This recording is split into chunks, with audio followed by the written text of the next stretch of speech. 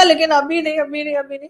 अभी हम लोग बहुत बिजी हैं, प्लीज। अभी हमारे पीछे ईरान भी है, अफगानिस्तान भी है, और अमेरिका भी है, और डोनाल्ड ट्रंप भी है। मोदी जी थोड़ा आराम से रहिए, थोड़ा हम बाकी चीजों में हम संभाला ले ले, बाकी चीजों का हम प्रॉब्लम सॉल्व कर लें, तो उसके बाद आइएगा ऑपरेशन सिंदूर। क्या 2, 3, 4, 5 जो करने करिए। इजराइल जो है वो कोई एड्रेस देखकर नहीं आता, और ना ही नाम पूछकर आता है। तो अगर ईरान ने इस तरह मिसाइल चलाने शुरू किए तो आपकी चाबहार पोर्ट का क्या होगा, ये भी सोच लेना चाहिए। मोदी जी कम से कम इस वक्त आप सुकून से बैठिएगा, ये ना हो कि आप उधर से ऑपरेशन सिंदूर 2 लेकर रवाना हो जाएं। इसलिए कि हम पहले बिजी हैं। आप देखें कहां कहां कौन कौन से फ्रंट पे हम जाके लड़ेंगे।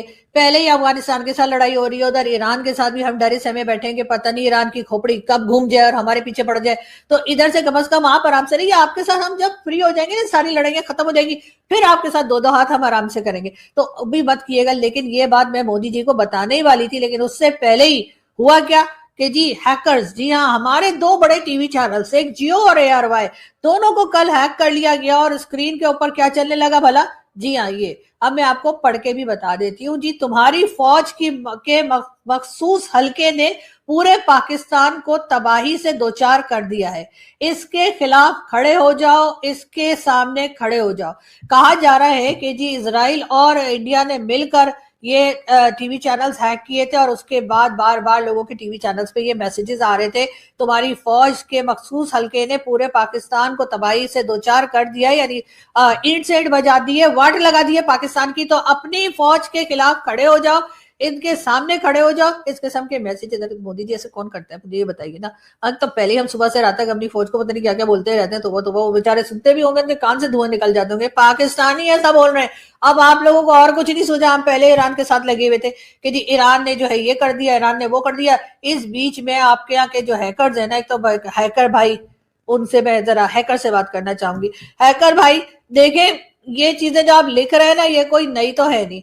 हमारे कई साल से हमारे अपने पाकिस्तानी, हम खुद यहाँ बैठकर इससे कहीं ज्यादा ऊंचे लेवल की बातें कर रहे होते हैं। आप जो है बिला वजह टीवी चैनल पे ये लगा रहे हैं, और अगर बार बार आपने ऐसा किया तो आप प्लीज देखिएगा कहीं ऐसा ना हो कि हमारे कोई भाई लोग या कोई हमारी गवर्नमेंट के लोग या कोई और सर्फ ना खा ले। इसलिए कि ये बता हद ही हो गई। आपने सारे टीवी बता दोनों टीवी चैनल्स को हैक कर लिया, और कई घंटे उन टीवी चैनल्स पर इसी तरह की खबरें, इसी तरह की सब्जेक्ट स्लाइड चलती रही, और हमारे पाकिस्तानी मजे से पढ़ते रहे। वो तो बाद में टीवी चैनल वालों को याद है, ओए होए ये क्या हो रहा है। तो उन्होंने ना फिर टीवी चैनल्स को बंद कर दिया, और काफी देर तक जो है दोनों टीवी चैनल जियो और ARY नहीं है। पाकिस्तानियों कदर करो। अब ये मैं नहीं पढ़ सकती, प्लीज अगर किसी को उर्दू पढ़नी आती है तो पढ़ ले, लेकिन ये बहुत ही वाहियात कुछ लिखा है कि मैं भी नहीं पढ़ सकती, वरना आपको तो पता ही है ना कि वैसे वैसे डरती मैं किसी के बाप से भी नहीं हूँ, लेकिन कभी कभी डरती हूँ, तो इसलिए मैं ये नहीं पढ़ रही कि क्या लिखा है। लेकिन बहरहाल भारत ने ये जो किया है ना, वो मेरा ख्याल है कि नहीं करना चाहिए था। बुरी बात है, मतलब ये चीजें तो वो है ना, हमें पहले से पता है, आप लोगों के बताने से थोड़ी पता लगेगा कि क्या हो रहा है क्या नहीं हो रहा है। दूसरी तरफ कई लोगों का ये भी ख्याल है कि अगर अमेरिका यही सब कुछ करता चला गया तो ऐसा ना हो कि पाकिस्तान में भी उसको ये ख्याल आ जाए कि चलो गवर्नमेंट चेंज कर देते हैं, या लोगों को हटा देते हैं, कुछ कर देते हैं, तो क्या पाकिस्तान पे भी अटैक हो जाएगा?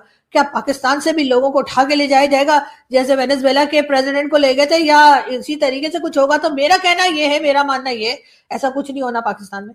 पाकिस्तान में तो एक मिस कॉल आई ना ट्रम्प की, और उसने सिर्फ ये कहा कि my favourite field marshal, just leave your job right now.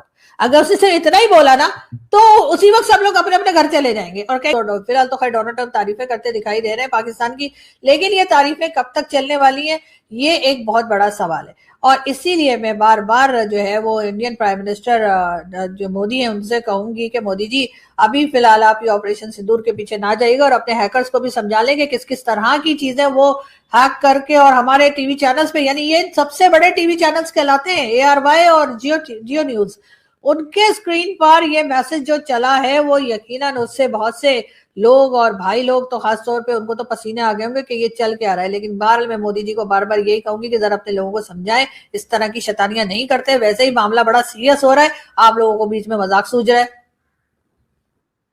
बंद कीजिए, मेरे तक आवाज आ रही है। आप लोग रोना बंद कीजिए, मेरे तक आवाज आ रही है। नहीं नहीं मोदी जी, हम रोना बंद नहीं करेंगे।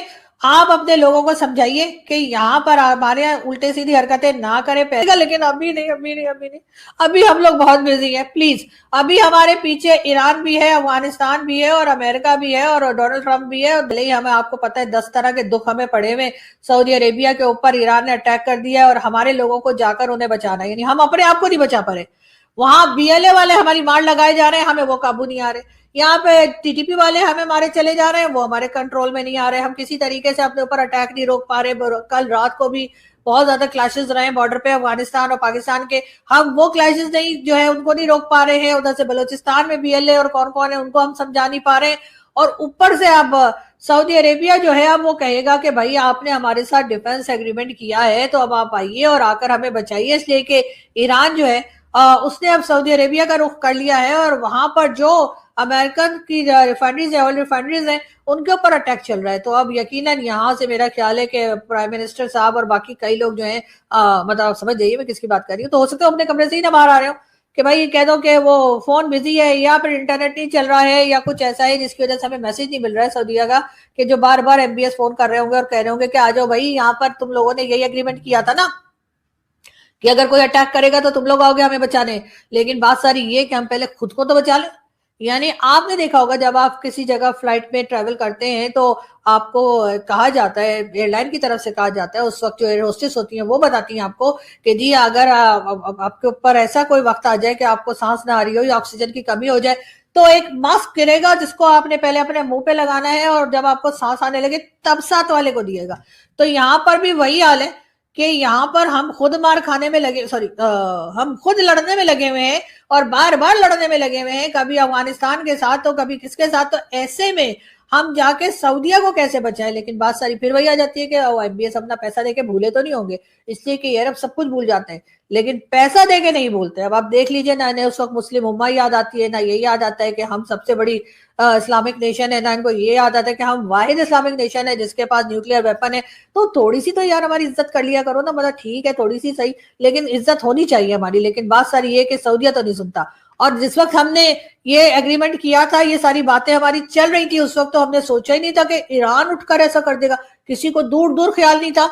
सब यही सोच रहे थे कि अगर इजराइल ने जो है वो ईरान पर अटैक किया तो जवाब में ईरान भी इजराइल पर अटैक कर देगा और होगा क्या, ज्यादा से ज्यादा वो जो मिसाइल चलाए जाएंगे वो आधे तो रस्ते में ही फुस हो जाएंगे और जो है वो इजराइल और अमेरिका मिलकर कुछ अपना कर लेंगे। और ये आपस में पहले भी आपको पता है 1-2 बार इनके साथ ऐसा हो चुका है कि यहाँ से कहा गया कि जी 200 मिसाइल भेज दिए और वहां पे इजराइल ने कहा हमें तो मिला ही कोई नहीं।